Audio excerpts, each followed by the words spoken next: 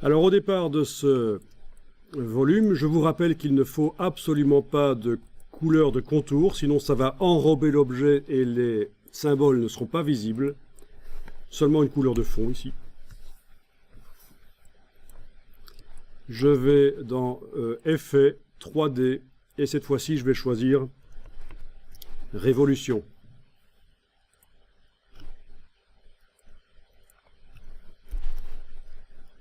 Aperçu. Voilà. Alors si c'est pas joli. Extraordinaire.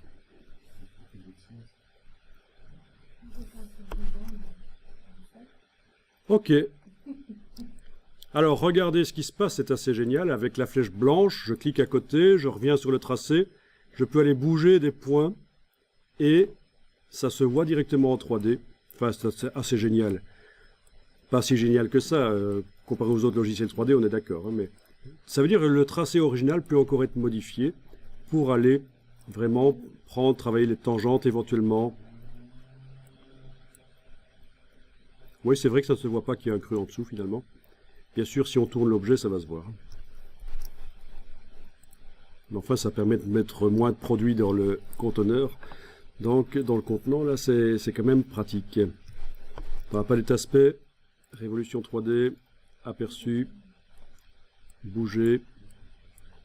Ouais, vous voyez? Non, en fait, c'est pour la solidité, je crois qu'on fait ça. Non?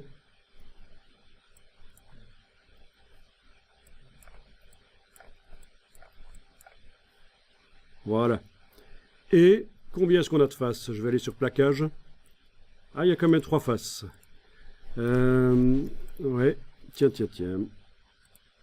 Ah, oui, j'ai dû créer... Il doit y avoir un point sans tangente, là.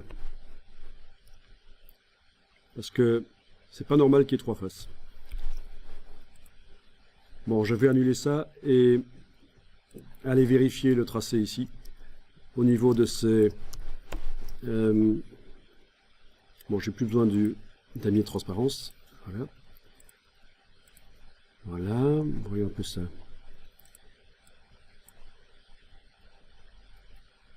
Ouais.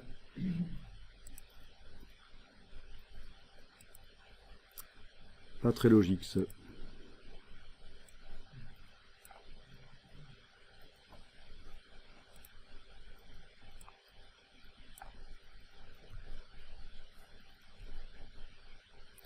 Parce qu'on dirait quand même que il est correct.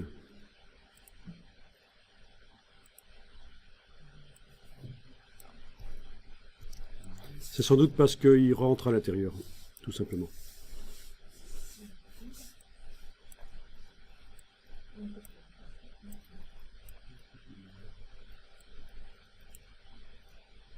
Waouh.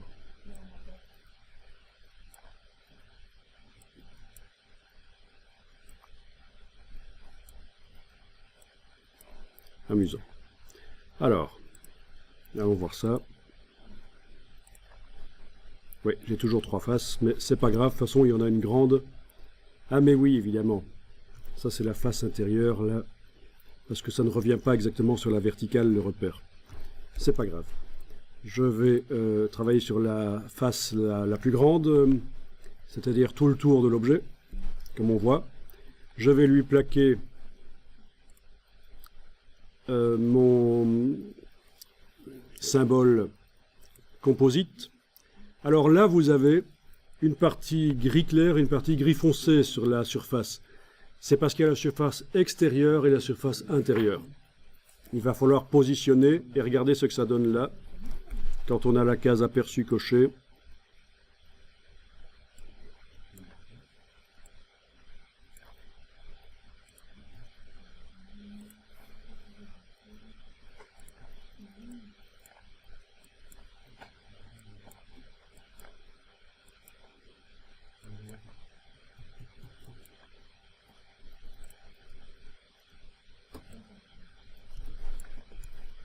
Voilà.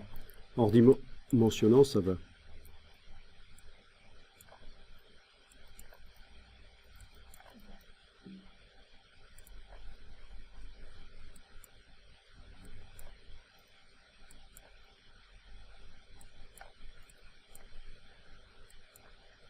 Petit problème d'affichage quand même, mais bon. Voilà, voilà.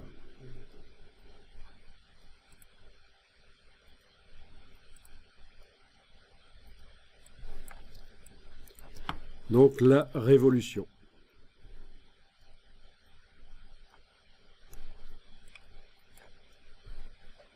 Ce sont des techniques basiques de création d'objets 3D en fait. Hein.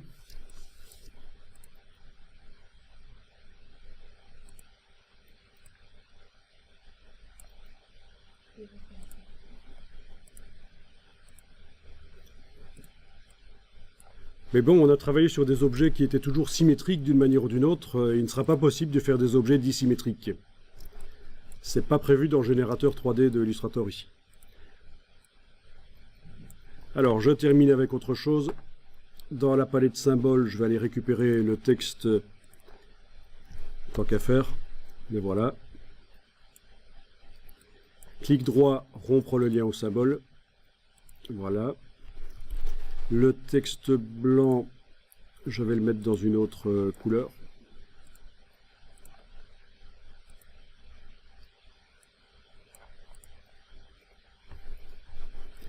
Ok, voyons ce qui se passe si je sélectionne ça et que je demande une extrusion sur du texte. Effet 3D, extrusion, aperçu, voilà. Vous avez possibilité de faire du texte en 3D avec de l'épaisseur, comme ça. Ce n'est pas génial, mais pourquoi pas.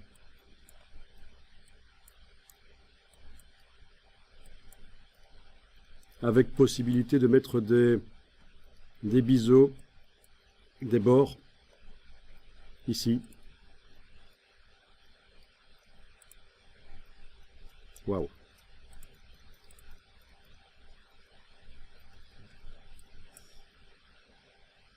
Et il ne fait pas ça de manière extraordinaire. Ok, pas de biseaux. Voilà. Pourquoi pas? Ça peut servir.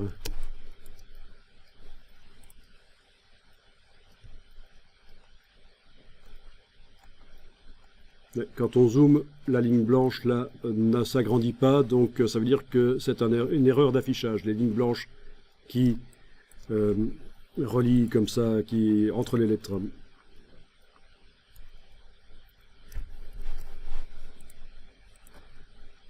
Je vais faire une exportation en PDF pour vérifier si dans le PDF la qualité est correcte.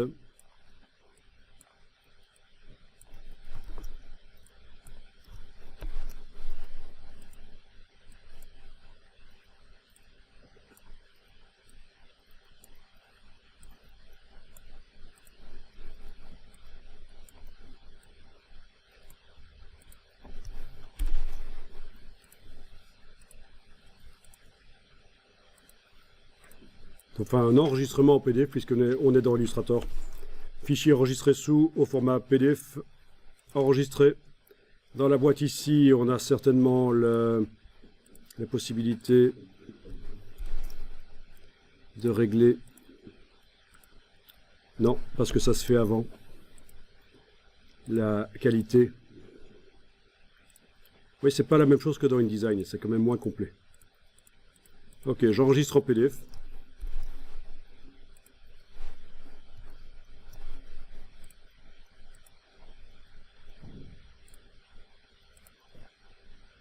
Dans la boîte d'enregistrement PDF, je vais demander afficher le PDF après l'enregistrement. Comme ça, ça devrait s'ouvrir dans Acrobat.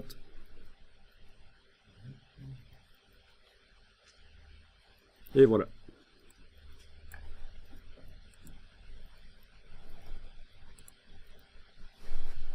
Les couleurs ont changé.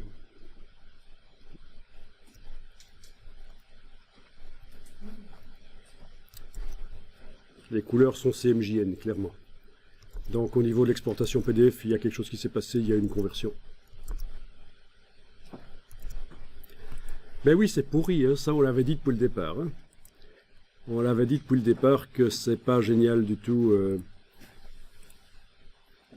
Voilà, alors, que j'aille un peu voir sortie,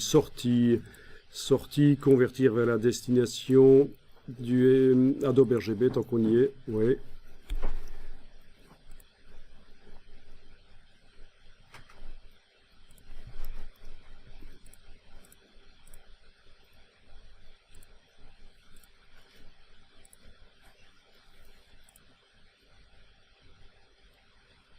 Non, c'est toujours un peu fadasse. Il faut aller voir dans la gestion des couleurs au niveau du PDF ici. Au niveau du logiciel. sRGB.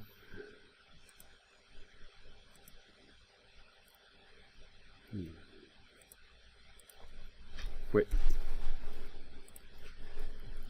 Mortalité de l'histoire, faites-le passer par InDesign, ce sera mieux. Les couleurs vont rester correctement. On saura mieux contrôler les choses.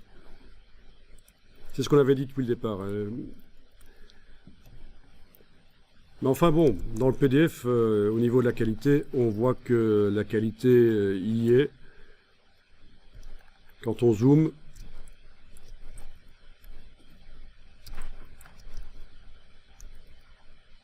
voilà.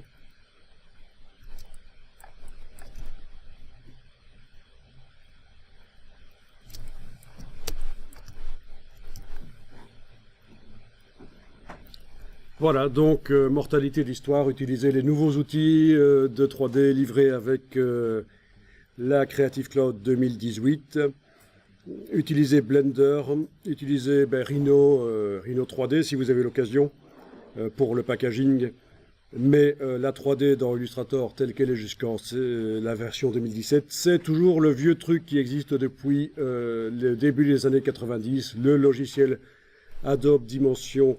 Première version du début des années 90, c'est donc pas génial du tout. C'est juste pour dépanner, pour faire une simulation d'une boîte basique symétrique ou d'un flacon symétrique. N'espérez pas mettre une anse sur le flacon, par exemple, ça oubliez, puisque c'est pas symétrique. Il n'y a qu'un seul tracé qui peut servir à générer l'objet. Donc il n'est pas possible de mettre une anse, à moins de vraiment chipoter beaucoup, mais oubliez. Enfin, il y avait une demande pour voir la 3D dans Illustrator, et bien voilà, vous l'avez.